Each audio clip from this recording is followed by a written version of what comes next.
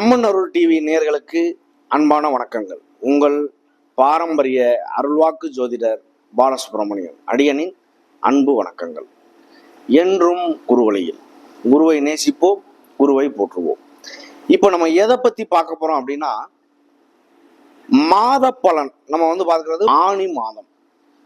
தொடர்ச்சியா நம்ம தமிழ் மாத பலன் கொடுத்துக்கிட்டே வந்துட்டு இருக்கோம். ஆங்கில மாத பலனுமே வரிசையா கொடுத்துட்டு வந்துட்டு இருக்கோம். நம்மளுடைய வீடியோ பார்த்தீங்க அப்படின்னா கடைசி வரைக்குமே பாருங்க.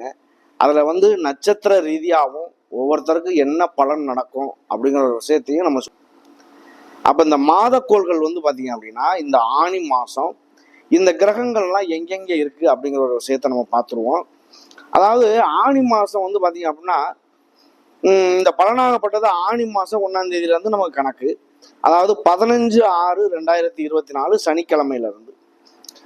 அதாவது லக்கணம் பார்த்தீங்க அப்படின்னா மிதுன லக்கணம், ராசி கன்னி ராசி. இந்த மிதுன லக்கணத்துல பார்த்தீங்க அப்படின்னா சூரியன், சுக்கிரன், புதன், மாந்தி இருக்கு.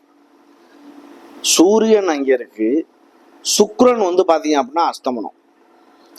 அதே இடத்துல புதனும் அது ஆட்சி பலம் பெற்று அதுவும் அஸ்தமனம். ரெண்டுமே அஸ்தமனம். இந்த விஷயம் மட்டும்தான் ரொம்ப மெயினான ஒரு விஷயம். அப்போ அடுத்து சந்திரனும் கேதுவும் பார்த்தீங்க அப்படின்னா கன்னி ராசியில. சனி பகவான் காலபுருஷ தத்துவப்படி 11வது வீடான கும்ப வீட்டில் இருக்கு, ஆட்சி பலம் பெற்று. ராகு பகவான் மீனத்துல இருக்காரு. செவ்வாய் ஆட்சி பலம் பெற்று மேச வீடான முதல் வீட்டில் இருக்காரு.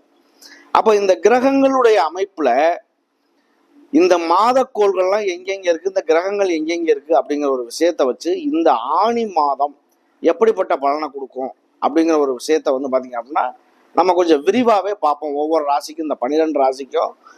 அதாவது வாஸ்து முதலாவது ஆணி மாசத்துல பார்த்தீங்க அப்படின்னா வாஸ்துவே கிடையாது. இதுல 4 மாதங்கள் வாஸ்து இல்லை, 8 மாதங்கள் வாஸ்து இருக்கு. அதையும் நம்ம கொஞ்சம் தெளிவா சொல்றதுக்கு காத்துக்கிட்டு இருக்கோம். வீடியோவை முழுசா பாருங்க. 12 ராசிகளுக்குமே எப்படிப்பட்ட பலனை கொடுக்கும் அப்படிங்கிற ஒரு விஷயத்த விரிவா. அன்பார்ந்த மகர ராசி அன்பர்களே, மகர ராசி காலபுருஷனின் தத்துவப்படி பார்த்தீங்க அப்படின்னா 10வது இடம், தொழில் ஸ்தானத்துக்கு உண்டான அதிபதி. சரராசி. இந்த ராசிநாதன் சனி பகவான். சனி பகவான் பார்த்தீங்க அப்படின்னா உங்களுக்காக 2ஆம் இடத்துல போய் இருக்கார். இது நடைமுறையில உள்ள ஒரு விஷயம். இந்த ஆணி மாத பலன், அதாவது இந்த குரோதி வருடம் ஆணி மாத பலனாகப்பட்டது உங்களுக்கு எப்படி இருக்கு, அந்த ஒரு மாசத்துக்கு உண்டான பலன் தான் நம்ம பார்க்க போறோம். நீண்ட நாள் பயணம் செய்யக்கூடிய கிரகங்களான குரு பகவான், ராகு கேது, சனி பகவான் என்ன பலனை அந்த நாளையில கொடுப்பாங்களோ அதே பலனை அள்ளி கொடுத்துடக்கூடிய ஒரு காலகட்டம் தான் இந்த மாத பலன். அதை கொடுக்கக்கூடிய இந்த மாத கோள்கள் சூரியன், சுக்கிரன், புதன், செவ்வாய் 45 நாள். இந்த கோள்கள் அனைத்துமே பாத்தீங்க அப்படின்னா அள்ளி கொடுத்துட்டு போயிடும். இதுதான் அவங்களுடைய நிலை.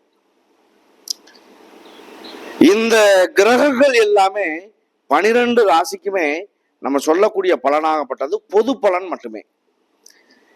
எந்த ஒரு ராசியா இருந்தாலும் அதுக்கு இப்படித்தான் இருக்கும் கடைசி காலம் வரைக்கும் சொல்லவே முடியாது. அவரவருடைய விதி ஜாதகம் இல்லாம பேச முடியாது. உங்களுடைய ஜனன ஜாதகம், விதி ஜாதகம். ஒரு குடும்பத்துல 10 ஜாதகம் இருந்தாலும் 10 ஜாதகமுமே வேறு வேறு நிலையில தான் இருக்குமோ தவிர ஒரே மாதிரி இருக்க வாய்ப்பே கிடையாது. ரெட்டை குழந்தை பிறந்தா கூட 5 நிமிஷத்துக்கு உள்ள பிறக்கும், அதுவே கூட மாற்றத்துக்கு உண்டாகிறதுக்கான வாய்ப்பு உண்டு. அப்ப இந்த விஷயத்தை பொறுத்த அளவுக்கு ஒரு விதி ஜாதகத்தை கணக்கு பண்ணாம நல்லது கெட்டது முடிவு பண்ணவே முடியாது. எல்லாத்துக்குமே ஆஹா ஓஹோன்னு நல்லா இருக்கு அப்படின்னு நம்ம சொல்லிட்டு போயிட்டோம் அப்படின்னா 25% பொருந்தோம், 50% பொருந்தோம், 75% கூட ஒரு ராசிக்கு பொருந்தோம். ஆனா 100% நம்ம சொல்லக்கூடிய வார்த்தைகள் அவ்வளவா பொருந்தாது. விதி ஜாதகத்தை பார்த்து விதி ஜாதகத்துல என்ன பலனோ அதுதான் செல்லுபடியாகும். உங்களுடைய ஜனன ஜாதகம், பிறப்பு ஜாதகம், பிறக்கையில இந்த கிரகங்களுடைய அமைப்பு எப்படி இருக்கோ, நல்லா இருக்கா கெட்டு போச்சா, சுபஸ்தானமா அசுபஸ்தானமா, லக்னாதிபதி ராசி அதிபதி நல்லா இருக்கா கெட்டு போச்சா, இதெல்லாம் பார்க்காம ஒரு பலன் சொல்ல முடியாது. அப்ப இந்த விஷயத்துல லக்னாதிபதியோ ராசி அதிபதியோ நல்லா இருந்தால் எத்தனை கெட்ட கிரகங்கள் பார்த்தாலும் ஒண்ணுமே பண்ணாது. இதே இது லக்னாதிபதியோ ராசி அதிபதியோ கெட்டு போயிட்டால் எத்தனை நல்ல கிரகங்கள் அவரை பார்த்தாலும் பலன் இல்லை. இதுக்குத்தான் பிள்ளைகளை தத்து கொடுக்கணும் அப்படின்னு சொல்றதுக்கான காரணமே அதுதான். பிள்ளைகளுக்கு எந்த விதமாத்திலையும் குறைகள் வந்துடக்கூடாது, பாதிப்படையக்கூடாது, இதுக்காகத்தான் தத்து கொடுக்கறது. இந்த பிறக்கும் பொழுது ஜாதகத்தினுடைய அமைப்புல இந்த கிரகங்களுடைய அமைப்பு பாவக ரீதியா 1ஆம் பாவகம் 2ஆம் பாவகம் சுபஸ்தானம் அசுபஸ்தானத்துல இருக்கக்கூடிய கிரகங்கள் என்ன கதிர்வீச்ச பிரதிபலிக்குதோ அந்த பிரதிபலிப்பு நம்ம உடம்புல நடந்தே தீரும். இதுதான் கிரகங்களுடைய பிரதிபலிப்பு. அது பிறப்பு ஜாதகம். அது இல்லாம பாத்தீங்க அப்படின்னா நடக்கக்கூடிய விஷயங்கள்ல இந்த அமைப்புல பாத்தீங்க அப்படின்னா ஒரு நல்லது கெட்டது இன்பங்கள் துன்பங்கள் கஷ்டம் நஷ்டம் எல்லாம் அனுபவிக்கிறோம் அப்படின்னா இதே பாத்தீங்க அப்படின்னா இந்த கிரகத்தினுடைய பிரதிபலிப்பு தான். கிரகங்கள் நல்லது கெட்டது எல்லாமே அந்த பிரதிபலிப்பா இருந்தாலும் நடக்கக்கூடிய விதி ஜாதகம் தசாபுத்தி இந்த கிரகங்களுடைய கோச்சார பலன் இது இல்லாம நல்லது கெட்டதே கிடையாது. விதி மதி கதி மூணுமே நம்ம சொல்றோம். அப்ப இந்த விதியாகப்பட்டது என்ன, கதியாகப்பட்டது என்ன, மதியாகப்பட்டது என்னன்னு நம்ம நினைக்கிறோம் அப்படின்னா இந்த விதியில இந்த நடக்கக்கூடிய தசாபுத்தி காலங்கள் நமக்கு சிறப்பா இருக்கு அப்படின்னா எந்த வகையிலும் நல்லதே நடக்கும். பிறப்புல ஒரு இப்போ எடுத்துக்காட்டா ஒரு சுக்கிரன் இருக்காரு. சுக்கிர மகாதசை 20 வருஷம் ஒரு ஜாதகம் இருக்கு. அந்த சுக்கிரன் நல்ல நிலையில இருந்தால் சுபஸ்தானத்துல இருந்தார் 20 வருஷத்துல அவர் செல்வந்தன் தான், எந்த விதமான குறைபாடு இருக்காது. ஆனால் அவர் எந்த நிலையில இருக்காருங்கிறத வச்சுத்த முடிவு பண்ண முடியும். அவர் நல்லதை செய்வாரா கெட்டதை செய்வாரா, அவருடைய அந்த பிரதிபலிப்பு நமக்கு நல்லதை செய்யுமா கெட்டதை செய்யுமா. நல்ல இடத்துல இருந்தா கண்டிப்பாக முன்னேற்றம் உண்டு. அதே பாதிப்பான இடத்துல இருக்குன்னா முன்னேற்றம் எப்படி வரும், ஒரு சில பாதிப்புகளை தரத்தை செய்வார். அப்ப இதுதான் அவருடைய அமைப்பு. அதுக்குத்தான் நம்ம விதி ஜாதகத்தை பார்க்கணும் அப்படின்னு நம்ம சொல்றது. இந்த தனுசு இந்த மகர ராசியை பொறுத்தவரை 7.5 சனியினுடைய தாக்கம் இன்னைக்கு ஓடிக்கிட்டு இருக்கு. பாத சனி ஓடிக்கிட்டு இருக்கு. விரயச்சனி அப்படின்னா சனியினுடைய தாக்கம் 50% இருக்கும். ஜென்மச்சனி அப்படின்னா சனியினுடைய தாக்கம் 100% இருக்கும். பாத சனி அப்படின்னா சனியினுடைய தாக்கம் 25% இருக்கும். அந்த 25% இருக்கக்கூடிய அந்த இடத்தை உங்களுடைய ராசிக்கு 3க்கும் 12க்கும் உள்ள அதிபதி குரு பகவான் உங்களுடைய 4ஆம் இடத்திலிருந்து 5ஆம் இடமான பூர்வ புண்ணியஸ்தானத்துக்கு பெயர்ச்சியாகி ரிஷப வீட்டுக்கு முற்றிலும் சுபக்கிரகமான குரு பகவான் தேவகுருவானவர் அசுர குருவான சுக்கிரன் வீட்டுக்கு பயிற்சியாகி உங்களுடைய 9ஆம் இடமான பாக்கியஸ்தானத்தை பார்க்கிறார் 5ஆம் பார்வையா. உங்களுடைய 11ஆம் இடமான லாபஸ்தானத்தை பார்க்கிறாரு 7ஆம் பார்வையா. உங்களுடைய ராசியை பார்க்கிறாரு 9ஆம் பார்வையா, சிறப்பு பார்வையா.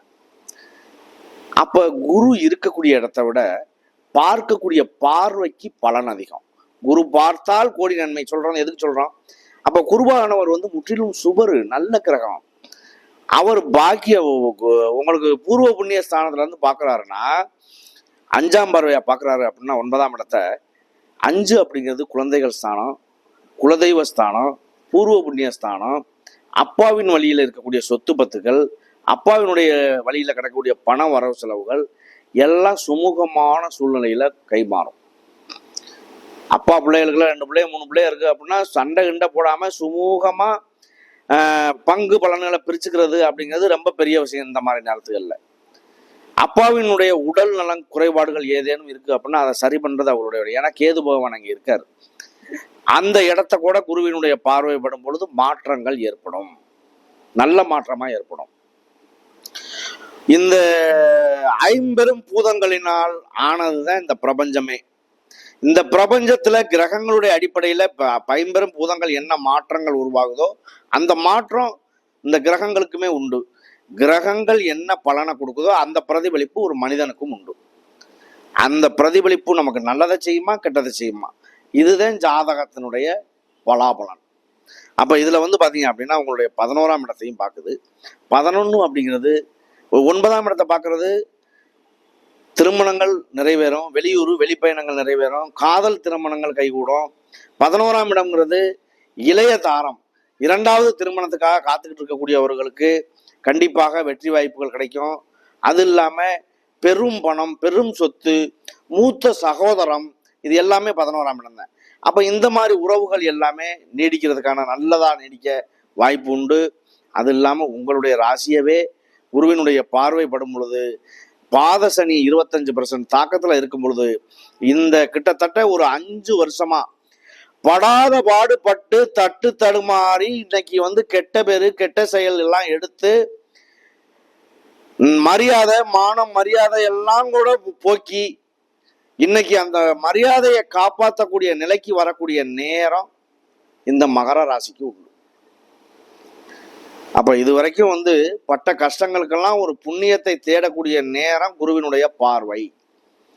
அப்ப இந்த குரு பார்த்தால் கோடி நன்மைன்னு சொன்னதுக்கான காரணமே அதுதான். குரு குழந்தைக்காரகன்னு அர்த்தம்.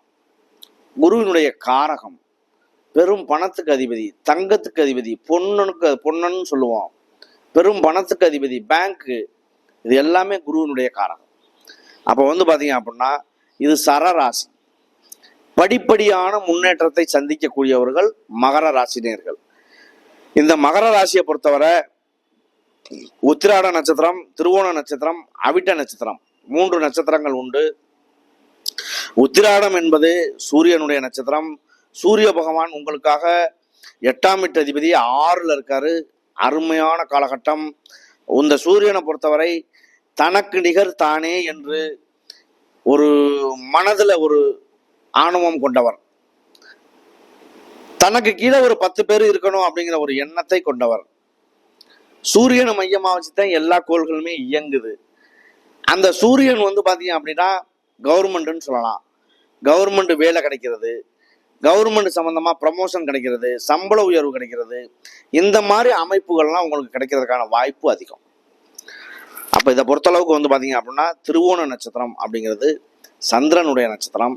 சந்திரன் 4 பாதங்கள், திருவோண நட்சத்திரம் 4 பாதங்களை கொண்டது. சந்திரனுடைய நட்சத்திரம்ங்கிறதுனால சந்திர பகவான் உங்களுடைய ராசிக்கு 7ஆம் வீட்டு அதிபதி தான் சந்திரன். உங்களுக்கு அமைப்பு அப்படிங்கிறது பாத்தீங்க அப்படின்னா உங்க ஜாதகத்துல சாதகமாக இருந்தால் அது உங்களுக்கு மிக மிக ஒரு நன்மையை அளிக்கும். முதல்ல சொன்ன மாதிரி தான் தசாபுத்தி காலங்களா இருக்கட்டும், கோச்சார காலங்களா இருக்கட்டும், விதி ஜாதகத்தினுடைய அமைவா இருக்கட்டும். விதி ஜாதகத்தினுடைய அமைவுனா என்ன? ஒரு குழந்தை பிறக்கும் பொழுதே கோடீஸ்வரனா பிறக்கிறது. அது அவருடைய விதி, கர்ம வினை, இதுதான் அவருடைய விதி. நடக்கக்கூடிய தசாபுத்தி காலங்களோ கோச்சார காலங்களோ ஒருவரை பெரிய ஆளா ஆக்கி விடுது அப்படின்னா அது மதி கதி சொல்றோம்ல, அதத்தான் விதி மதி கதின்னு நம்ம சொல்றோம். அப்போ ஒவ்வொருத்தர் நேரமும் ஒவ்வொரு கிரகங்களுடைய அமைப்பு நல்லது நடந்தே தீரும். இப்போ இதுல பாத்தீங்க அப்படின்னா அடுத்து அவிட்ட நட்சத்திரம். அவிட்ட நட்சத்திரம் ஒரு பழமொழி சொல்லுவாங்க, அவிட்ட நட்சத்திரக்காரர்களுக்கு தவிட்டு பானையில கூட தங்கம் இருக்கும். அது இயல்பான ஒரு பேச்சுவார்த்தை. அவிட்ட நட்சத்திரம் என்பது செவ்வாயுடைய நட்சத்திரம். அந்த செவ்வாய் பகவான் இந்த மகர ராசியில உச்சம் அடையக்கூடிய ஒரு இடம். ஒரு கிரகம் நீசம் பெறுது அப்படின்னா 0% மதிப்பு, ஒரு கிரகம் ஆட்சி பலம் பெறுது அப்படின்னா 100% மதிப்பு, ஒரு கிரகம் உச்சம் பெறும் நிலை 200 மடங்கு பலனை தரும். அப்ப இந்த தவிட்டு பானையிலையும் தங்கம் இருக்கும்னு சொல்றதுக்கான காரணம் அதுவா கூட இருக்கலாம் இல்லையா? அப்ப இந்த விஷயம் பொறுத்த அளவுக்கு இந்த அவிட்ட நட்சத்திரம் என்பது செவ்வாயுடைய நட்சத்திரம்.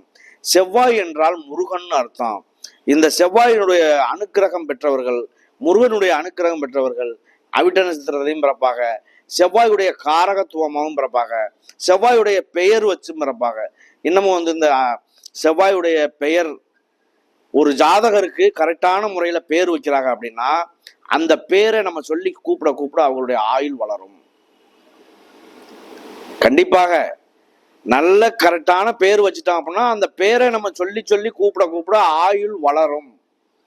அதே சரியில்லாத ஒரு பேரை நம்ம சொல்றோம் அப்படின்னா அவரை பேரை சொல்லி கூப்பிட கூப்பிட ஆயுள் கம்மியாகும். பேரு அப்படிங்கிறது ஒரு சிலர் பாருங்க, பேரு குறிப்பிட்ட நாளைக்கு மேல பேரை மாத்திடுவாங்க. அந்த மாத்தினதுல இருந்து அவங்களுடைய உயர்வு அப்படிங்கிறது சல்லுன்னு போயிடுவாங்க மேல. அப்போ அந்த பேரு அப்படிங்கிறதுக்குமே உயிர் உண்டு. அப்போ இதை பொறுத்தவரை உத்திராட நட்சத்திரம், திருவோண நட்சத்திரம், அவிட்ட நட்சத்திரம் 3 நட்சத்திரத்துக்குமே இந்த குருவினுடைய பார்வையினால், அனுக்கிரகத்தினால் நல்ல மாற்றம் உண்டு. இந்த ஆணி மாத மாற்றம் நல்லதா இருக்கு, பயன்படுத்துங்க. நன்றி, வணக்கம்.